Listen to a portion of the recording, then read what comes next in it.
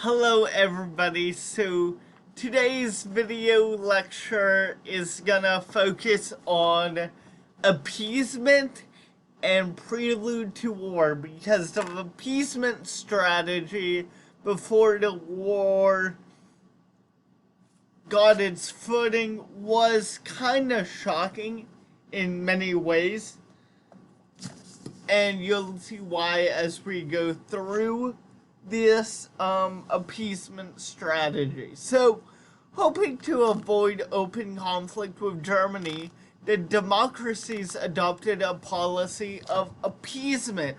Appeasement, they were allowing Hitler to get away with relatively small acts of aggression and expansion. The United States also went along with these British and French policies. So there are 4 events we are gonna break down in this video. Number 1 is Ethiopia in 1935. In a bid to prove fascism military might, Mussolini ordered Italian troops to invade Ethiopia. So, this ruler in Italy sent out his military to invade another country. The League of Nations and the United States objected, but did nothing to stop the Italian aggressor, which succeeded in conquering the African country after a year of bitter fighting. So the United States and the League of Nations both opposed this idea, but in the end turned another way on it. Number 2 is Rhineland. This region in Western Germany was supposed to be permanently demilitarized, according to the Versailles Treaty. Hitler openly defied the treaty by ordering German troops to march into the Rhineland. So he sent a whole bunch of troops to the Rhineland to militarize it after the treaty said, no, you can't militarize this area. Number 3 is China in 1937. Full-scale war between Japan and China erupted in 1937 as Japan's troops invaded its weaker neighbor. So Japan already invaded this country, this neighbor of theirs. But further pointing, a U.S. gunboat in China, the Panay, was bombed and sunk by Japanese planes. Japan's apology for the sinking was quickly accepted by the U.S. government. So Japan not only bombed a U.S. gunboat, they then apologized, and the United States accepted the apology. Number 4 is Sudetenland in 1938. In Europe, Hitler insisted that Germany had a right to take over a strip of land in Czechoslovakia. I knew that country. I know how to say it, but sometimes it gets me.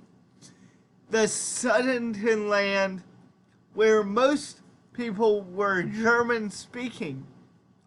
To maintain peace, the Britain Prime Minister Neville Chamberlain and the French President Edouard de Ladire, with Roosevelt's support, met with Hitler and Mussolini in Munich. At this conference in September 1938, the British and French leaders agreed to allow Hitler to take the Sudetenland unopposed. The word Munich has since been synonymous with appeasement. So Hitler basically took over a whole landmass and got permission from the British and French leaders with Roosevelt's support. Roosevelt recognized the danger of the fascist aggression, but was limited by isolationist feelings of the majority of Americans. When Japan invaded China in 1937, he tested public opinion by making a speech proposing that the democracies act together to quarantine the aggressors. Public reaction to this speech was overwhelmingly negative, and Roosevelt dropped the quarantine idea as politically unwise. So this is where the argument for a quick end to the war, if America joined, will there still be a Pearl Harbor? That's the same line of questioning here when they talk about, if we didn't quarantine earlier, will there be less deaths? There's always a chance to do something different to save lives. But this is where it stems from. That America didn't get involved in the war because of the isolationist feelings in many Americans. So, we didn't. Preparedness. Like Wilson in 1916, Roosevelt argued for neutrality and the arms buildup at the same time. Congress went along with his request in the late 1938 by increasing the military and naval budgets by nearly 2/3.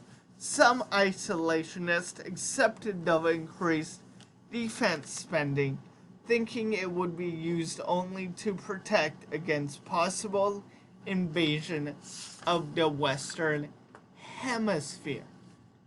So, that's that. Roosevelt was stockpiling arms in the event that we did need to get into war despite all of this isolationist fears. So, in the next video lecture, we are gonna talk about the lead up to us entering the war, because we did enter the war. So in the next video lecture, we'll talk about the lead up to the war. See you guys in the next video lecture.